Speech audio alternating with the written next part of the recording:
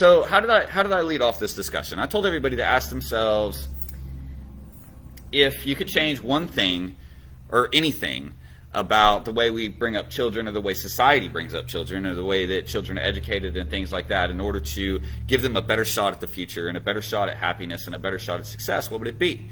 Now, no one's commented on this one. That's okay. So we'll go ahead and get into the discussion, though. So first of all, I want to talk about that last week's episode was actually something that was recorded a couple of years ago around Thanksgiving, and it was an episode about Anhedonia. Anhedonia is essentially the main symptom of seasonal depression. It's the feeling of not being able to enjoy things you used to. It's a feeling of just a general down, melancholy. Sadness, melancholy. Right? It is something that it's my default state. it's pretty much my default state. Year round. But we talked about ways that you can deal with that, and that doesn't fix it. I'm here to tell you that. And I did that video on things you can do to help cope with it, and those things do help. It doesn't fix it, but it does help if you can maintain routines with the things we talked about in the previous episode. So speaking on that, or adding to that, I'm not trying to give anyone the wrong impression. I mean, I've been diagnosed with several things. I understand the concept of brain chemistry that is uncontrollable, brain chemistry that cannot be helped. Sometimes it's even genetic, right? So I do understand that. But I also understand that a vast amount of, whether you have that sort of debilitating out of control issue, or you just have where your mood swings are a little off or a little crazy or whatever they are, regardless, most depression, most sadness, most suffering is caused by an imbalance of too much pushing yourself through things that you don't enjoy, pushing yourself through things that you don't want to do, and pushing yourself through it over and over and over. Well, it saps a lot of energy. Right? It saps a lot of mental energy. Guys, the brain uses about 10% of all the calories you burn in a day. Like, I don't know if you realize that. Thinking burns calories, and it burns a lot of calories, like probably more so than sit-ups. Your brain, just on an average day, needs a minimum of 400 calories to function. Just for your brain to work. Just to function. Just to be able to think. And those of us that overthink and think more, guess what? The number goes up, right? Yep.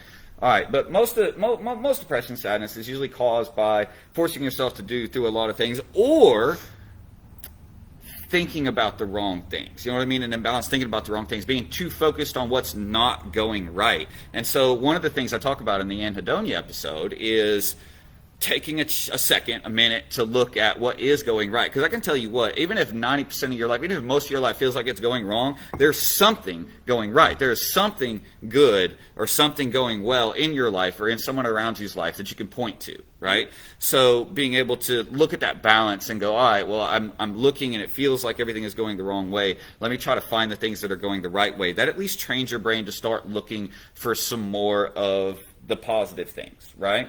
And so, that's one of the things that can help. So now Brandy answered our question. So before I get too much farther in this discussion, let's see what she had to say. Hate the idea of children seen, not heard. Oldest has some good ideas. Would have benefited from it. I know, speak your mind. That's right. JoJo has some great ideas. Yeah, so treating kids like the humans they are. Yeah, humans with the same respect as adults. Exhausted right before tests in school. Yeah, no, I agree with that answer. That's a pretty good answer.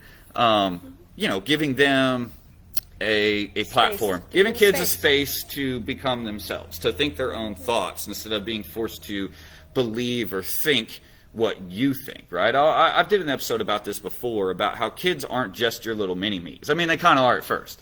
Till about 2, 3, 4 years old, 4 to 5 years old, they start developing their own personality a little bit. Mm-hmm. And if you force them to think the way you think, then how do you expect them to go farther in life than you went, right? How do you expect them to learn how to challenge themselves as adults to do the things that they want to do if they've kind of been forced to be you? If they've kind of been forced to be what you already are, I guess is what I'm trying to say. Or conversely, if you suppress their ability to express themselves, then one of two things is going to happen. They're either going to explode as teenagers, mm-hmm.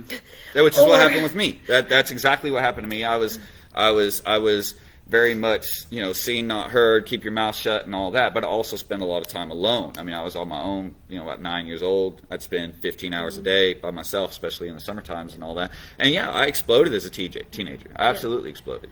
Or they will continue to be repressed and repress themselves and be unable to make decisions, important decisions, or even small decisions as they age. And then this is where you wind up with socially awkward people, right? There's always a lot of complaints, especially about men, about socially awkward men who maybe mistake thinking that a woman is flirting with them just when they're being nice, or who maybe overshare or things like that. You have to understand that these were often kids that got bullied by their male peers. They didn't have very many friends, didn't get any attention from girls because they were, goofy or weird, or maybe they had bad hygiene or something like that because nobody taught them. So they spent the majority of their time on their own. And then a lot of those guys, a lot of them, went into like STEM fields and stuff like that, or jobs that they realized that they could do without being bothered by other people. And then they become adults, right? And then they're still have that social awkwardness, and then that becomes an issue. A lot of that social awkwardness comes from not really having the space to be themselves, not really having the space to be social and learn social cues and things like that at a young age. That was also me. Yeah. That was also something that I had to deal with. And in my late teens, I had to do a lot of studying to figure out how to interact with people, to figure out what social cues meant, to figure out how all that goes, right? So if you don't give them that space and have those social interactions with them that allow them to teach themselves, not teach them, allow them to teach themselves how to handle social interactions and things like that, then you end up with that adult who also doesn't know how to cope and handle with social interactions, and those become the people that you hear complained about all the time, about the men who don't get it and the this, that, and the other, right? Well, these were often people who were never interacted with, so they never developed interaction, yeah. Right? And also on a slightly more dangerous side, talking about preteens and teenagers, if you tell them to be seen and not heard, they don't feel like good luck with that. There's this part of them that also, that the tiny little creature part of us that needs the right. emotional interaction, and so they can attention seek in places we do not need them attention seeking. Right, which is a very common thing. Again, yeah, I'm a prime example of that, and that's why I did more things between the ages of 15 and 19 than most people do when they go a little crazy on their 21st. By the time I was 20, I was ready to be an adult. You know what I mean? Like I burned out all that kind of stuff. And yeah, that's absolutely true, Yep. That, or like I say, identity kind of starts to form around 4 or 5 years old, but it really starts to solidify between 12 and 17. And so in those teen ages, there's that insane pull inside of them to be individual, to suddenly not be like their parents anymore and not do that. So if they were raised when they were young to believe what their parents believe, to think what their parents think, and to do things like that and have the same opinions, then they're going to explode through the teenage years and decide, no, I don't want to be that. And they're going to go the complete opposite way because they want to be an individual. So they want to be themselves. And so they're going to try to paint themselves as something that everyone around them is not. Right? So that's another something you got to watch out for. So that's why you just got to allow them the space. Not just teenagers, but from a young age, allow them the space. And you'll have far less issues that way. If you allow them the space to do their thing, allow them the space to have their ideas, and then provide the space for them to act on their ideas. Such as, I let Axel start his little business in here and things along those lines. And that actually goes into the main thing I wanted to talk about. So Brandy answered my question. If I was to answer that question, what's one thing, or what's something that I would change, or something, about the way we approach our children's education, or the way we approach as a society to ensure a happier life when they're older? I'll tell you right now, it has to do with the fact that attaining goals does not achieve happiness. Attaining goals gives you a temporary boost of confidence, yes, and that is important. But achieving goals does not bring happiness. After the goal is achieved, you kind of just go like, well, what now? And then you're stationary for a certain amount of time, and you get more and more sad, more and more depressed, until you set a new goal and you start to work towards that. So the thing is, psychology's proven for decades that humans are hardwired to get joy out of progress, not achieving goals and not sedentary lifestyles, but in the ability to see steady progress and move on, right? It's like a saying I saw the other day, and I was laughed at it, and it said, if you don't look back at the things you did a year ago and think, oh my gosh, I was so stupid, then what are you doing with your life? Right? Because that steady progress is where that happiness comes from. So every year you should be looking at you the year before and being like, oh, who was that guy? And it really is true, right? So happiness comes through progress, not from just getting goals. But the thing is, if you rely just on progress, right, to feel good about something that you're doing, then what happens on the bad days? What happens when things don't go your way? What happens when you hit the obstacles, the challenges, et cetera, et cetera, et cetera, et cetera, et cetera? So this is, if there's one thing I can instill in my child, or I can try to instill in my child, that I think would help him with happiness for the rest of his life, and it is something that I try to instill in him, it's I lost my train of thought. Can you believe that? You were doing so well. I know, right? You're talking about progress. Darn. You can look at your it's to take the hard road, right? Always take the hard road. Why not, right? Life, we're here for a temporary amount of time. We're here to experience it, right? We're here to get experience. And my life, I feel like, would not have been nearly as fun as it has been had I not taken the hard road in every single thing that I did. I took the hardest way possible, maximum effort, right? And giggle at me. It's true, and you know it. I know. Live with me how long, right? The hardest way possible. Because then I experienced the gamut, right? I experienced the whole field from nothing to something and beyond, right? And that's why I always wanted to be an entrepreneur, because you can only go so far with a paid job. But I wanted to be an entrepreneur because I wanted to experience what it was like to come from the ground, homeless, zero, and just see how far I could go. And yeah, maximum effort, right? So if happiness comes from the progress, and yet you can't always make progress because progress happens up and down, so how can we maintain a more stable feeling of happiness if it's not progress? Well, let me tell you, there's something we don't teach our kids that I think is one of the most fundamental things you can teach a child. And we don't teach our kids well because we don't do it by example, right? Because we weren't taught.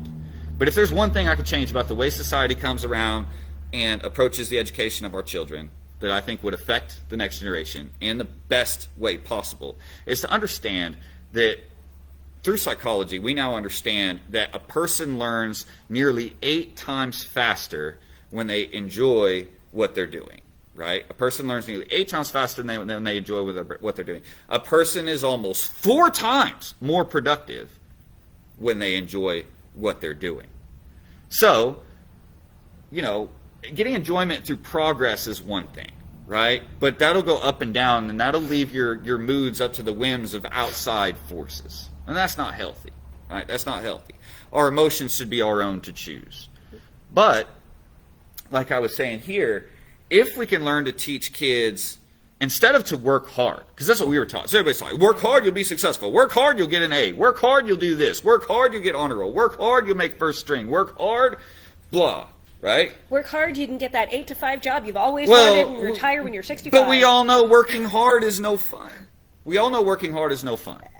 And the fact of the matter is what we really need to be teaching our kids, what we really need to be trying to practice ourselves by example, is working with joy.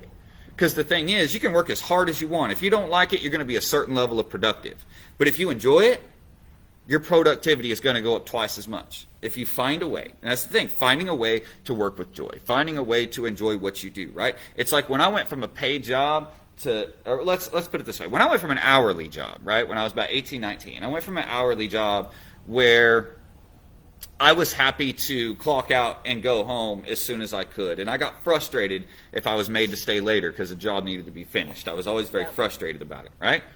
To when I worked commission a couple of years later, and then I started becoming frustrated that they would kick me out of the shop while I had work at 8 o'clock at night. Now, why would I have been more than happy to pack up and go home on an hourly job and on a commission job?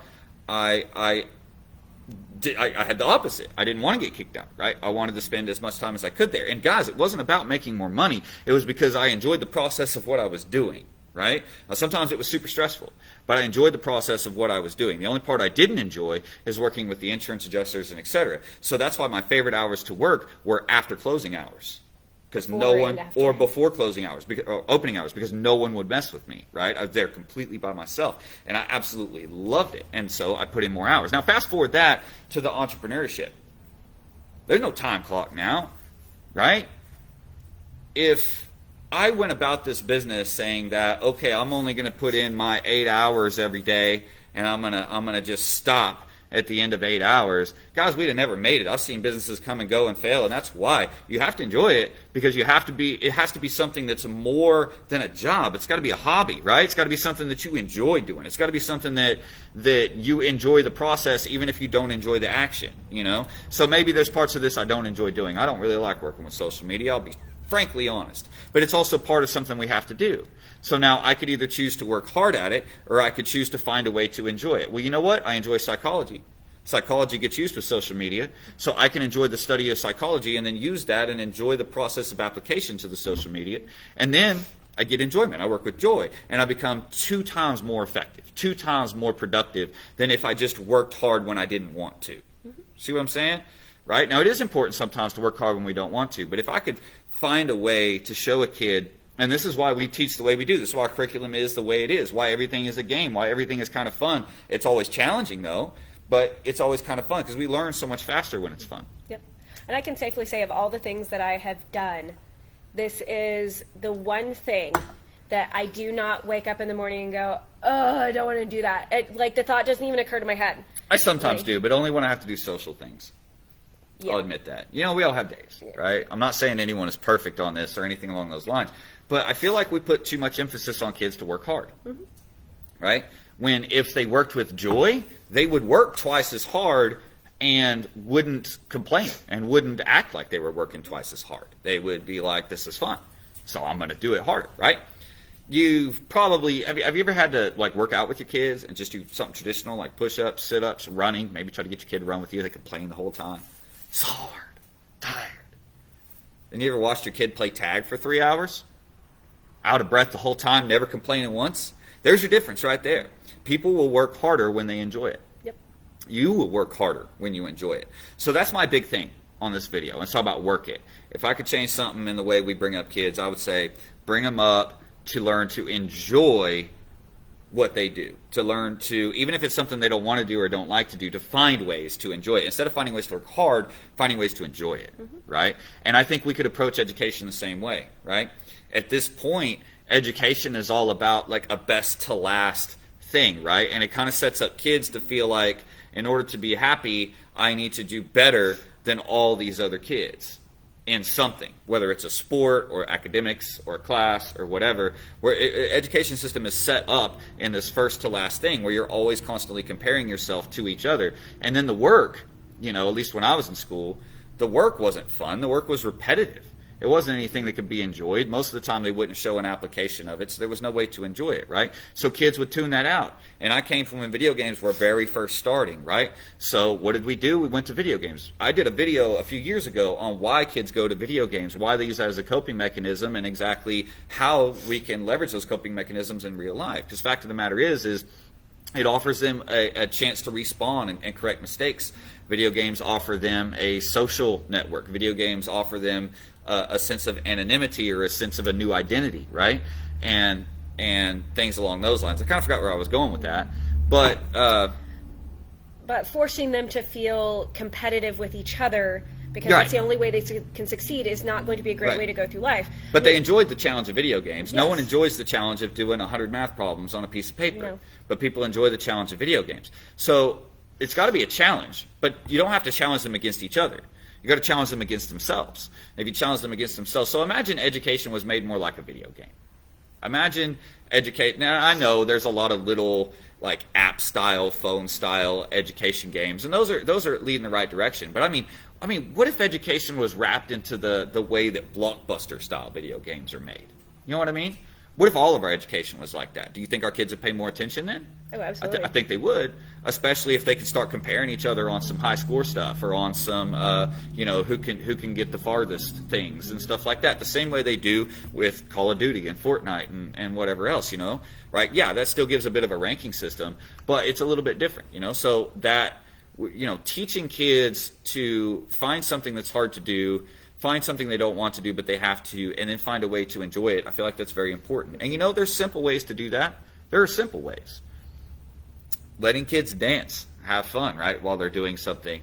Kids get the simplest enjoyments, right? Even running sometimes is just an enjoyment, letting them have that. I actually, since yesterday that like tomorrow's the last day of Perseverance Week for classes, but I asked all of my little kids, all my level 1 tigers, what they liked to do that was really hard for them. Mm-hmm. And I also had them answer what they liked to do that was easy for them. Mm-hmm. And I really loved hearing the variety of their answers, because some things were learning to ride my bike without training wheels. Yep. And, you know, some things were running. And it personal victory. Moments of personal victory. Moments where they saw progress. Remember what I was saying at the beginning? We're hardwired to get happiness from seeing progress, not from doing nothing or achieving a goal or being done, but rather from doing something, especially something that we enjoy or something that's challenging. I like to give I'm going to date myself a little bit here, but I like to give the example in video games of the old Contra game. If anyone ever played the old Contra game, there was a very famous cheat code that gave you, basically invincible, made the game super, super easy at that point. And the thing is all the kids I knew that played that game, the ones that used the cheat codes, stopped playing it shortly after they discovered the cheat code. And then they moved on to something else. Now, why would they do that? Well, because the game got too easy. So why did video games stop using cheat codes? The games got too easy. Kids stopped playing them because they'd learned the cheat codes, and then the game would be easy, and it wouldn't be as fun anymore. So sure, they could show off how good they were at it with their friends, or seemed to be, but it was just a cheat code, so it meant nothing. It didn't mean as much. There wasn't a challenge to it.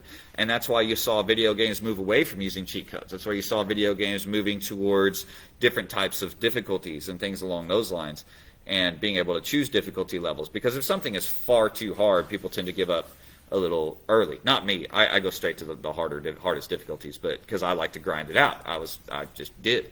But, they offer those so that people can pick the right level of challenge. The right level of challenge for themselves. And at the right level of challenge, someone will enjoy the challenge. Yep. And they'll learn from it. Ask your kids anything about a game they played. I put two words together. Minecraft, Fortnite, any of those. Ask them stats. Ask them really intricate questions about the video game, and I bet you anything they can rattle it off. Mm-hmm. Right? Yeah. Now, they have a hard time learning how to add two numbers together or multiply two numbers together, but they can learn all the stats on a Fortnite leaderboard. Explain that. It's not because they're not smart enough. It's not because their brain isn't good enough for it. It's because one is enjoyable to them and one is not. Right? So if that's it. If there was one thing I could change about an education system, something that helped kids, be happier as they go older, that would be my big piece of advice. No matter what you do, learn how to enjoy it, no matter how much you feel like you're not going to. Find a way to enjoy it, whether it's as simple as, putting in some headphones or getting a nice snack you like while you do it, getting up to dance every now and then, or whether it's as complex as kind of making a game out of what you do, or a game out of getting better at whatever it is you have to do. But the trick is, I think we need to be teaching each other. I think we need to change the conversation from working hard to enjoying it. Because here's the thing, I did the thing, right? Like, I'm from the generation, everybody said work hard, train hard, do the hard thing, and then you'll make it in life, and then you'll be successful. So then I had my first job. What did I do? I worked hard. I worked really hard, harder than anybody else. And no one cared. To the point I was training other people, and then the people I would train would leave, and then I ended up on myself, and they just stopped hiring other people to help me and just left me there. So when I went, there's normally two people that do this job. I've been doing it by myself for 3 months, and I go and ask for a raise, and they laugh at me and be like, no, you're worth more money like this. So then I say, okay, how about not a raise? How about you give me commission on the jobs that I'm doing? And they laugh at me and said, nah, you're worth so much more money to us at $7.25 an hour. They right? didn't care. The hard work didn't care. They told me, as a kid, they told me you work hard, you get to the top of the ladder. So I worked harder than anybody else. So they didn't care. So I moved on. I moved to a different career. I moved to a commission career where I thought, okay, working harder here, I get a better paycheck. Well, that's all well and good, except for the fact that I learned then you had to play the politics too. You had to play the politics in order to get enough of the work, the good kind of work. Because if you didn't play the politics, they would give you the terrible jobs that were difficult to complete on time, and you wouldn't make that much money, right? If you played politics, they give you the gravy train. They give you all the, right? And I wasn't good at politics at the time. I wasn't good at the social stuff. You know what I mean? So again, I worked really, really, really hard, and nobody cared, right? So then I thought, okay, well, this is why I always wanted to be an entrepreneur. This is why I always want to start my own business, because I know I can outwork anybody. I already know that. I know I can outwork anybody. So if I'm an entrepreneur, I can outwork anybody, and I'll be successful. 3 years into doing this, and I realized that was the dumbest thing ever. No, that's not true. Like working more hours, sure, that's part of it. You have to, right? But it's about enjoying it. Enjoying it will help you find the problems that no one else will find, right? Like when you're an entrepreneur, no one's going to tell you what to fix. No one's going to tell you where the problems are. You have to find all that on your own. And no amount of just working hard is going to get you there if you're working hard at the wrong things, right? But if you learn to enjoy it, then you're going to be more likely to look for the things that can hurt your joy coming up in the future and make adjustments to those. So again, even as an entrepreneur, it was never about working hard. Working hard was never going to get me there. I've known tons of people that started a business and they worked hard, real hard, but they didn't get anywhere. Why? Because no one cared about their hard work. What they needed to know is how much that person cared. You know what I mean? No one cares what you know until they know that you care. So there's more to it than just working hard. It doesn't matter what you do. There's so much more to it than just working hard. Just working hard is not going to bring you success. Just working hard is not going to bring you happiness. But one of the things that will help a lot, like I've already said, if you learn to work with joy, if you learn to enjoy what you do, it changes the game. It changes the process. It changes the productivity. It changes everything.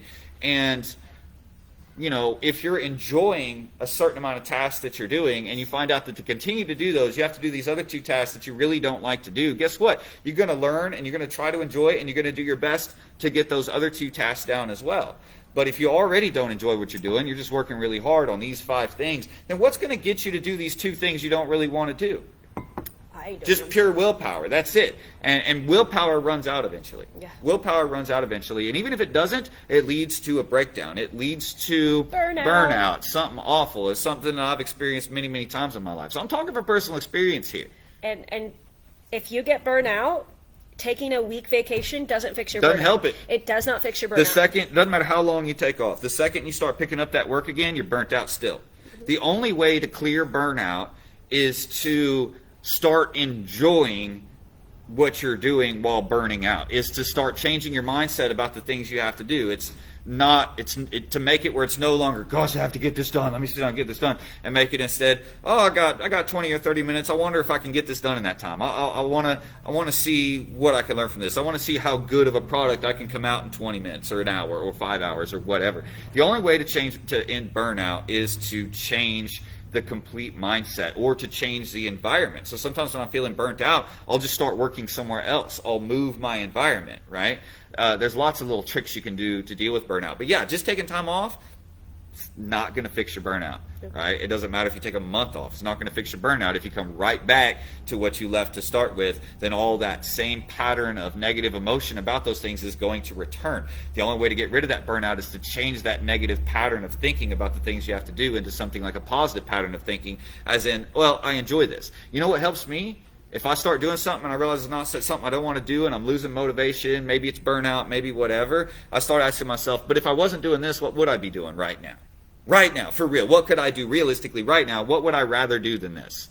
And I usually think about it for 5 minutes and go, I don't really have anything else I want to do. This is all I got. So I might as well enjoy this, because if I wasn't doing this right now, there's nothing else I could be doing for the next hour, so I might as well do this for the next hour. And that's honestly usually what helps me combat burnout and combat anhedonia that is caused by starting to lose enjoyment for what I'm doing. And that's another thing. Like, I have ADHD, so this is a serious problem with people with ADHD. They get lashed into something, they get pretty good at it, and then they immediately drop it when they get bored and switch to something else. And they get bored every couple of days to every few weeks. Mine tends to be 2 to 3 weeks. And I get bored. So I have to constantly change my routine and try to keep up with the things I've started, but also switch my routine to focus on something new every 3 to 4 weeks in order to kind of sate that ADHD. But I have to have things in place to keep up with the other stuff. Now, here's the other thing. I've also been diagnosed with some severe depression issues. And the thing about depression is one of the best ways to combat that is a consistent routine. Because then you don't have to worry about anything, right? You don't have to get anxious about some changes or something new coming up. So, yeah, that's my life right there. So I'm trying to balance that. I'm trying to balance ADHD brain, where I have a new obsession every 2 or 3 weeks, with depression brain, where it needs to have a standard routine and gets really scared and depressed if there's a big change coming. So I have to make big changes every 2 or 3 weeks to my routine, while at the same time I'm supposed to be holding my routine, because that's going to help the depression. But the longer I hold my routine, the more depressed I get too, because my ADHD brain gets bored with what I'm doing and it wants a new project. It wants a new challenge, right? So I am so conflicted, it's not even funny. And honestly, I'm crazy. And that's what it takes to be an entrepreneur. That's what it takes to start a successful business. You have to be bipolar. You have to be on both sides of the spectrum. You've got to be nuts, right? Because no sane person would put in the amount of work necessary for a successful business if they weren't a little crazy and if they didn't enjoy it extremely, right? Then they would never put in the amount of work it takes. Because it's like planting a tree, right? You plant the seed, and for the first year, 2 years, sometimes 3 years, you got to nurture that seed, which you don't even see the seed. All you see is a spot on the ground. You get nothing for it. It's just a spot on the ground, but you still got to water it, and you still got to take care of it, keep the weeds out of it and all that. And then a few years later, a couple years later, you'll start to see something, right? You start to see a sapling. But again, you don't get anything out of it. You don't get any enjoyment out of it. It's just a baby. And then you got to take care of the baby, right? Put 5, 10 more years into taking care of the little baby tree. You still ain't getting nothing out of it, but it's the idea of what's going to come later. Because then, 10 years down the road, that tree's in full bloom. It no longer needs taken care of. It's good all on its own, and it's producing fruit. And now that's when the whole neighborhood wants to come and take from your fruit. When you were the one that put in the 10 years of work and got nothing in return in order to have that abundance later, right? There's abundance in the world, but the thing is it takes 10 years to get it, right? It takes 10 years of nothing. It takes 10 years of getting nothing. I talk about this all the time. First 5 years of this business, I didn't get paid at all. I made no money. Still now, I'm the lowest paid employee here. I make less than everybody, except for the person who only works 2 days. That's it. And that's just because I work every day, so it's only fair, right? Still, they make half what I do. That's pretty nuts, right? So, like I said, you got to be crazy. You know, have a successful business, you got to be crazy. You got to do things other people aren't willing to do, and you've got to do them with the hope of something down the road, not because you're getting something out of it now. But too many people in the world, they just want to chase what they can get right now. They want to nourish what they can get right now. They want to see from their kids, what can I get out of them right now? What can I do right now? What's the stuff right now with the kids? But they're not looking 20 years later. They're not looking at the abundance that can happen if it's nurtured properly at the beginning. Parenting is the same way as planting that tree, right? The first few years, you don't see nothing. That doesn't mean you taking care of it isn't having an impact, right? The next few years, as you're seeing it grow, you don't get nothing out of it, but you have to look at the new ways it needs nourished, the new kinds of things it needs, because as a seed, it needs a certain amount of, is it potassium? No. Are we talking about children? Or phosphate. I'm talking about tree. Okay. And then as it gets older, it needs more nitrates, right? As it gets older and gets green leaves, it needs more nitrates. So the type of care and nourishment it takes has to change, right? So that's one of the things I think of every time I see someone who is successful and someone's like, oh, look at how much they got. Look how successful they are. They're so spoiled. You don't know what that first 10 years was like. And but are they happy? But are they happy? That's another one, right? I had someone the other day say something about, oh, you guys must be doing real well financially. And I laughed. And I was like, we're doing all right. And they said something else about it. And I took a picture of the siding of our house. And I was like, if we were rich, would the siding of our house look like this, right? Would our garage look like this? Probably not. No, right? So we're still in that process. That's what you got to understand. This studio, it ain't the full-grown tree yet. It's a sapling, about 4 foot tall. And we need another 10 years. We need another 10 years before it starts producing its fruit. You know what I mean? That's also what the black belt represents. In our philosophy, that's what the black belt represents. The tree has gotten older and then now begins to spread the seeds for the future growth. Right? Yep. So I went really weird on that one. I told you I'm crazy. You say something now. You say something now. You're cute though. All right, whatever you say. Yeah. You say something now. So let's go ahead and look at these comments that got ignored for the last 15 minutes. Yeah, my bad. Yes, Brandy, it does make a huge difference to wake up every day and not have that existential dread about going to the place that pays your bills. Oh my gosh, years of that really beats a person down. It does, so much so. Nana, you're right. Working hard shouldn't just be working hard. Well, I was going to say something. I forgot what it was now, but it was about waking up every day with the existential dread. Yeah. I heard a saying the other day that made me think of that. And it was about investing. It was about investing money in an investment account, but it fits so many things. And it was like, if you think the cost of entry is high, if you think the price of taking an action is high, like the price of buying an asset or the price of starting a business, if you think that price is high, look at the price tag of what happens if you don't. That price tag is an emotional drain that is insane, right? Yeah. So if you think the price of doing something you've always wanted to do is too high, remember that there's also a price to not doing it. You know, there's a price to all of it. The question is, what price are you willing to pay? Yep. Yep. Right? What's your value on that? And you really, even if you don't enjoy it, do your best and look for something that makes you happy. Yeah.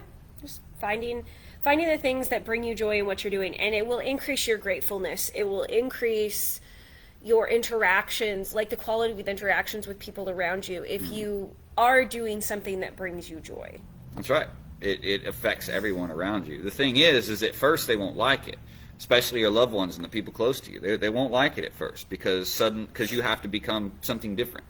You've got to become a constantly growing person in order to, follow your dreams. And it's one of those things that perfectionism kills as many dreams or more dreams than failure does, honestly.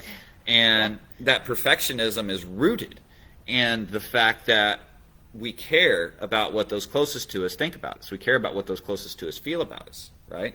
And by caring that way, we think, well, I'm not gonna start to pursue my dream until it's perfect because I don't want them to think that my music stinks. I don't want them to think that my art stinks. I don't want them to think that I'm doing something stupid with my life. Well, guess what? They're going to think that anyway, right? You go to pursue your dreams, they're going to think that anyway. So trying to make it perfect is just killing your dreams. Start with what you got now, put that out there, take the feedback, positive, negative, whatever, with a grain of salt, and just keep doing what you do. And the more you practice, the better you get, right? Yep. And I understand, too, that the Dunning-Kruger effect takes in at a certain point when you're learning something. Because, right, when we first want to do something, and we try it that first time and we feel like we're pretty good at it, there's a chance we feel like we're pretty good at it, so we might overstate our skill at that, right? So, but then the more you learn about it, the more you feel like you don't know about it. And so the better you become, the less you think you know. The smarter you become about something, the less you think you know about it, because you realize just how much you don't know, right? Imposter syndrome. Right, imposter syndrome. Versus people who, don't know much and don't care to know much about something will always overstate and overassume what they know about a particular topic. They will. So that's something to keep in mind. Next time you think of yourself as being dumb, keep that in mind. Most people who are smart about something underrate their own ability. Next time you think you're a genius, think the same way. Most people who are pretty ignorant about something overstate, right, their own ability. It doesn't really matter one way or the other, as long as you are enjoying what you are doing. True.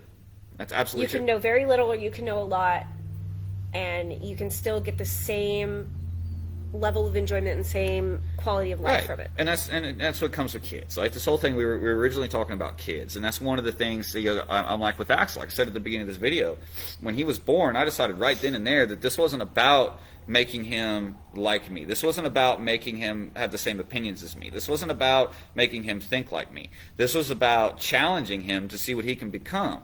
Challenging him to think his own thoughts, challenging him to have his own beliefs, challenging him to experience life from his own point of view instead of mine. Not to say I don't teach from my mistakes. He learns from my mistakes and stuff like that.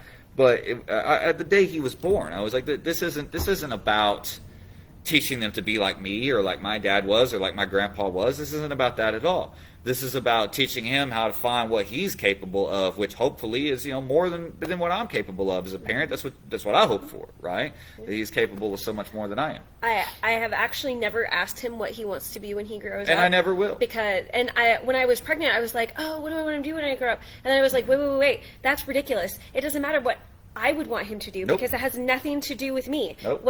And he shouldn't feel forced to pick anything ever. No. Right? I changed careers so many times as an adult. It's not funny. You shouldn't be forced to pick something. And we should. Unless you just got a feeling about it, right? Because sometimes you have that kid that's like, from 7 to 19, they just know what they want to do. You know, and that's cool. That's cool if they know, but no kid should be forced. No, at 18, their brain isn't even fully developed yet. No, not till 24. Men's brains don't fully develop till 24. Women 23, men 24, and like why expect someone to have their whole life figured out 4 years before their brain's done developing? Yeah, no, we both have college degrees at different levels that we barely used.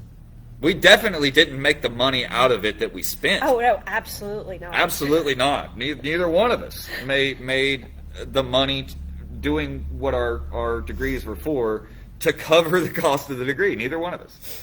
But, you know, if I used mine as a jump-off point, right? Because I was homeless before college. So I used mine as a jump-off point to not be homeless anymore. I used that to learn a skill that I figured would maybe allow me to fund following a different dream. And in a way that happened, but not really, because I didn't have any money when I started following this dream. I'd lost my career and I was down to like $100. So a little different. Yeah. It's kind of funny that like once I started the business and went on, it was kind of like, well, I could have done this 5 years ago. Yeah. Could have, but I didn't, because the stars just didn't align right. Sometimes you just have to wait for that right time when a piece of information is for you. Sometimes you might get a piece of information and you don't really know what to do with it yet. It's not really for you. But then 4 years later, you run across that same piece of information and suddenly it means something completely different. And now it's like, oh, okay, now this is applicable to me. Like it wasn't applicable the first time because we're all so different, right? Yep. So, yeah. I said enough. I think we've both said enough. We've done a great job. High five. I enjoyed it. There we go. That first one was a little scary. It was coming towards the face. All right. So until we see you again, live with great joy and enjoy what you do, and be the best teammates you can be, and be the best at being you.